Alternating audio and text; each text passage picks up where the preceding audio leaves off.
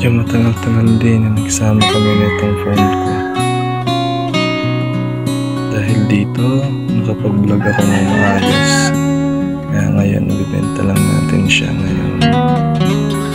Na mabalik natin, tsaka may mga free naman na ano yan.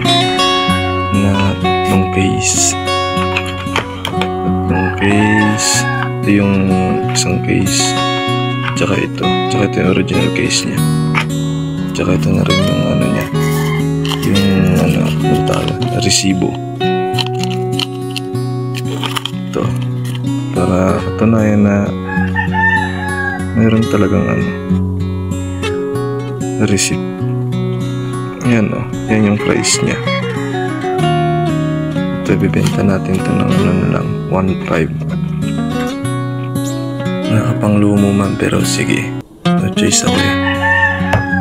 Binalan tayo bago ulit. Lalagyan natin siya dito kasi kukunin siya ng sealer natin na taga dun niya dito rin sa Barangay Pambuhan. Okay, quick box na yan. Ayos pa yung box niya. Yan, prepare ko talaga yan para sa ibigay ko sa sealer. Infinix. Yan diba? Kasi ito yung yung bago. Ito yung pinili kong bago. Yan ito siya. Infinix user kasi ako, kaya hindi ako basta-basta bumibili ng ng phone.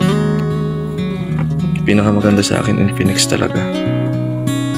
Kasi wala akong nakitang problem sa Infinix. Lahat ng phone na try ko na, pero dito sa Infinix, goods na goods at napakaganda, napakalinaw niya.